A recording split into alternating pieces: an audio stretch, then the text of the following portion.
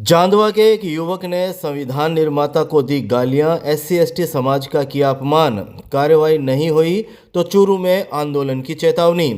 Social media पर संविधान निर्माता डॉक्टर भीमराव अंबेडकर और अनुसूचित जाति अनुसूचित जनजाति समाज के खिलाफ गंदी गालियां देने का गंभीर मामला सामने आया है।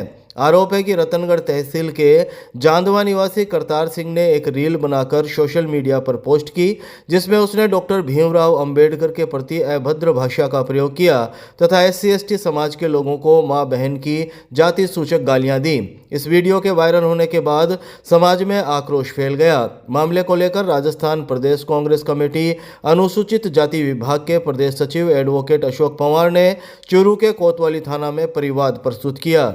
परिवाद में बताया गया कि वायरल वीडियो से न केवल संविधान निर्माता का अपमान हुआ है, बल्कि पूरे SC/ST समाज की भावनाओं को ठेस पहुंची है। इससे सामाजिक सौहार्द बिगड़ने की आशंका भी बनी हुई है।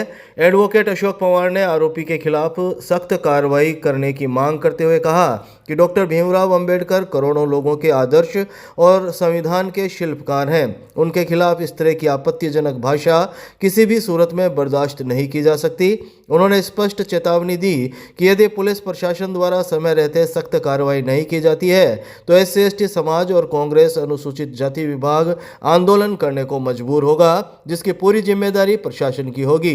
पुलिस ने परिवाद के आधार पर जांच शुरू कर दी है। अधिकारियों के अनुसार वायरल वीडियो की तकनीकी जांच की जा रही है और तथ्यों की पुष्टि के बाद आरोपी के खिलाफ नियमानुसार कार्रवाई की जाएगी। आज जब मैं सुबह सुबह अपनी सोशल मीडिया चला रहा था तो एक सोशल मीडिया पे एक वीडियो आया। वीडियो में कोई करतार सिंह नाम का है, जो जांदवा का है, रतनगढ़ तहसील का, चूरू का है। उसने सोशल मीडिया पे बाबा साहब संविधान निर्माता को गाली दे रहा है और समुदाय विशेष को टारगेट करके बार बार में गाली दे रहा है। आए दिन ऐसी रोज घटनाएं होती है, प्रशासन कोई कार्रवाई नहीं करता है। आज मैंने गढ़ कोतवाली में आके परिवाद दी है और प्रशासन से मांग की है इस पर जल्द से जल्द कार्रवाई होनी चाहिए, वरना उग्र आंदोलन होगा, जिसकी समस्त जिम्मेवारी जिला प्रशासन चूरू की रहेगी। धन्यवाद।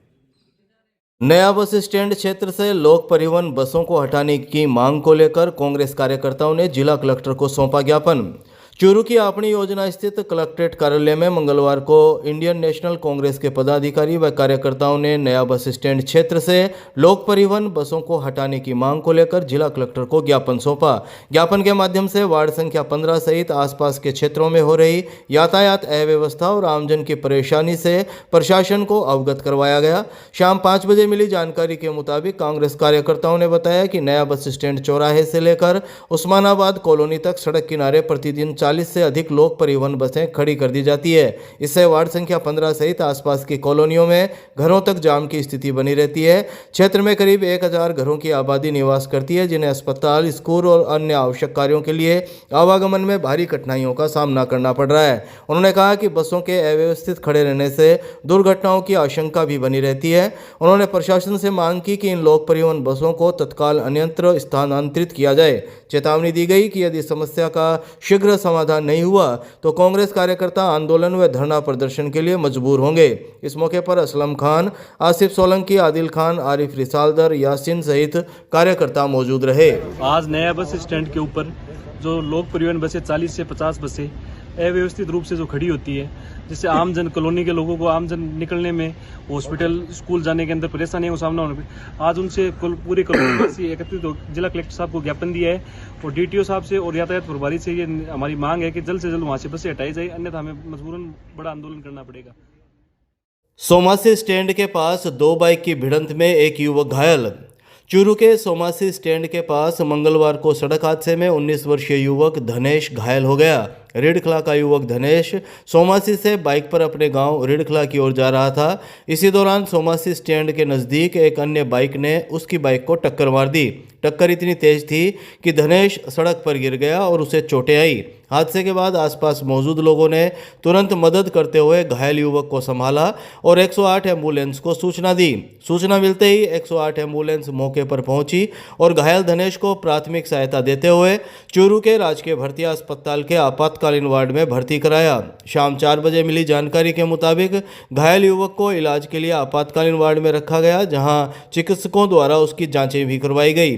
फिलहाल युवक की हालत स्थिर बताई जा रही है। घटना की सूचना अस्पताल चौकी पुलिस को दी गई, जिस पर पुलिस ने मौके पर पहुंचकर जानकारी जुटाई।